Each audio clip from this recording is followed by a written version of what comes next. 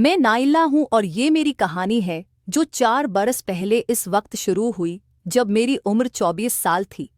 मेरे वालिद सादिक ने मेरी वालदा सुना को उनकी बाद नापसंदीदा आदात की वजह से तलाक दी दी थी। सुना शहर के एक किराए के मकान में तन्हा रहती थी।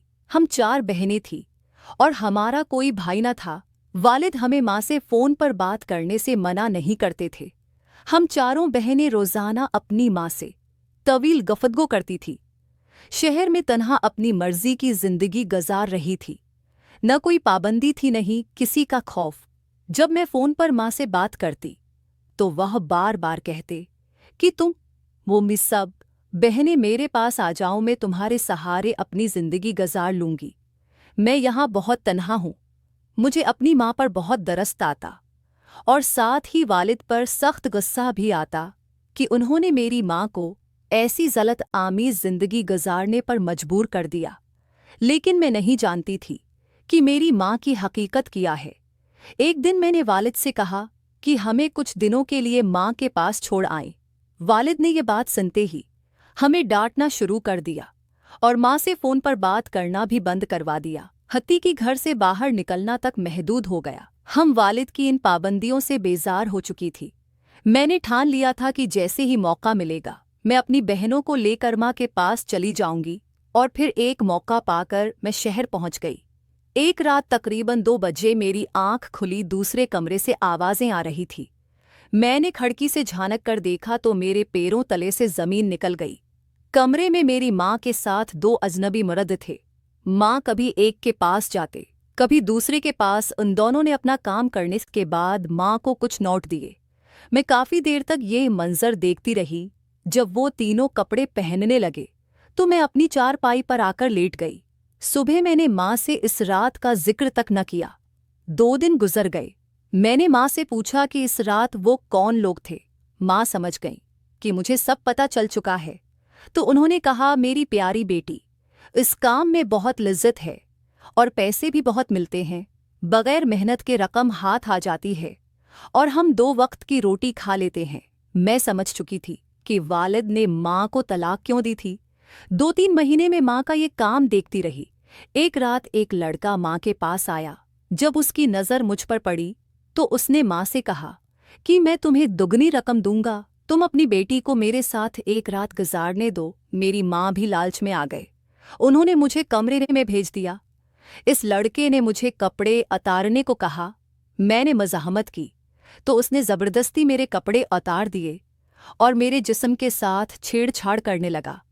मुझे पहले बहुत दर्द हुआ, लेकिन जैसे जैसे वक्त गुजरता गया मुझे लज्जत आने लगी। जाते वक्त इस लड़के ने बहुत सारे पैसे मेरे हाथ में थमा दिए और कहा कि कल फिर मुलाकात होगी, और साथ ही ये भी कहा कि मेरे अलावा किसी और के करीब मत जाना। तुम्हें जितने पैसे चाहिए मुझे बता देना। अगले दिन वो फिर आ गया। अब मैं अपनी कन्वारपिन खो चुकी थी। मैंने कोई मज़ाहमत नहीं की और उसके साथ कमरे में चली गई। उसी तरह 2 महीने। वो हफ्ते में 2-3 बार मुझे मिलने आता था और हर बार जाते वक्त वही अल्फाज दोहराता कि किसी और के करीब मत जाना। तकरीबन 2 हफ्ते गुजर गए। वो लड़का मुझे मिलने नहीं आया। अब मैं से सब्र नहीं हो पा रहा था। मैं किसी भी तरह अपनी प्यास बुझाना चाहती थी, अपने वजूद में लगी आग को ठंडा करना चाहती थी। लेकिन मुझे बार बार इस लड़के की बात याद आ जाती कि मेरे अलावा किसी और के करीब मत जाना, और मैं रख जाती थी। लेकिन अब मैं उसका इंतज़ार नहीं कर सकती थी और एक रात मैंने अपनी प्यास बुझाने के लिए दूसरे लड़के के साथ कमरे में जाना कबूल कर लिया। अगले दिन रात को वो लड़का हमारे घर आ गया। मैं बहुत डरी हुई थी क्योंकि मैं जानती थी कि उसे पता चल जाएगा।